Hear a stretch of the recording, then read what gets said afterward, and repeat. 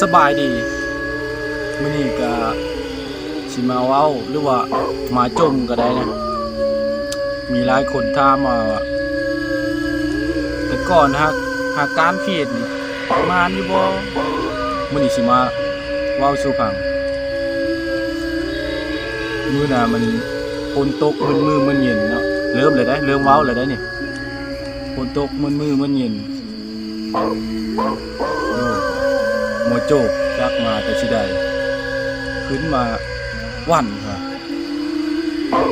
โตก็ตอนนั้นก็ล้างมืออยู่ยังวะไปเมื่อไรไปหาการไปก็ไปเลี้ยวเฮาไปในเฮือนก็โคมกูมีผ้าตีลังกามุนโตเอาน้าทูดิ่งไปชื่อโคมอยู่ฮานเวทไปหอนฮานเวทดูไซโคมมันไปหาการชนิดที่แบบยึงไปเลยแสงตาเขตขาดยาวไปนะดูเวทก็โอโทอยู่มันมีแล้วเราอ่ะมีโคมตาแดงแล้วสิเอาบ่โตก็เอาเลยนะเอาก็เอาอ่ะพอดี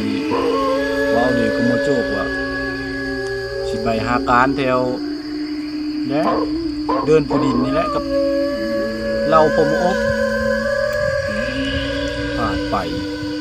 ว่ะมาโจกกันปั้นเขาเอาทงหนึ่งกับแจวพอดีไปกินนำทางนะเวลาเยอะฟาดไปกับผู้ดินแยกเดียวเราได้ไปนำเดียวเลยการชูคนชูมานไปก็ว่าตัวอีมานนะไปตัว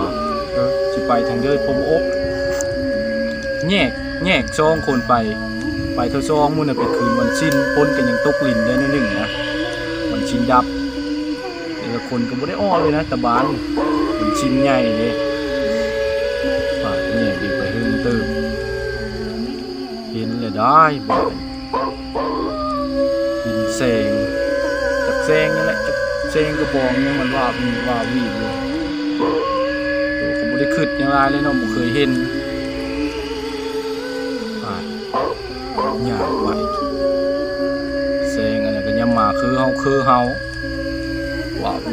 วีอยู่โยกเนาะคือลายแนวได้นั่นแหละคือว่าตายนายว่าตะกี้เกิดพี่ปอบพี่โผล่เวลาจงห้ามดิ้งน้อยเหรอก็คือน้ำลายเนี่ยเอาไปเบิ่งขึ้นเลยนะเลี้ยวงอกใส่งอกคว้าก็มันโบเห็นไพ่เลยนะโอกาสมันคืนวันชินดับเนี่ยไปแซงอะไรมันก็ยังบ่ยากยังหุ่นคือเก่ามามีว่าวีอยู่นะเสียงชีแดงครับนับเข้าไปประมาณ10 เมตรขึ้นมาเลยเด้อบานขึ้นแบบลักษณะเม่นขาวๆนะเม่นคือยังอันนี้เน่าขึ้นสู้มาตามลมโตก็ชูดเท่ามันแห้งก็รู้สึกได้เลยนะว่า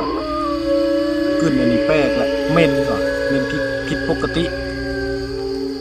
คือน้ำลายกึกประมาณหนึ่งตามจิตใจย่างมาไปเบิ่งเขาประมาณ5 เมตรขึ้นอันนั้นก็เม่นมาแห้งกว่า9 บาท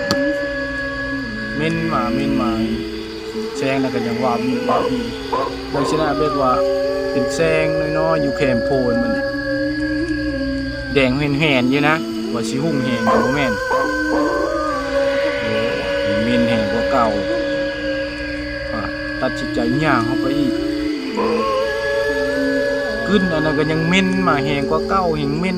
ทั้งขาวบานแซงนั่นก็ยังบ่หมดโยนี่ก็เริ่มสิออกเลยได้ยุบกลับคืนไปยี่หูจักเด้มันเป็นอะไร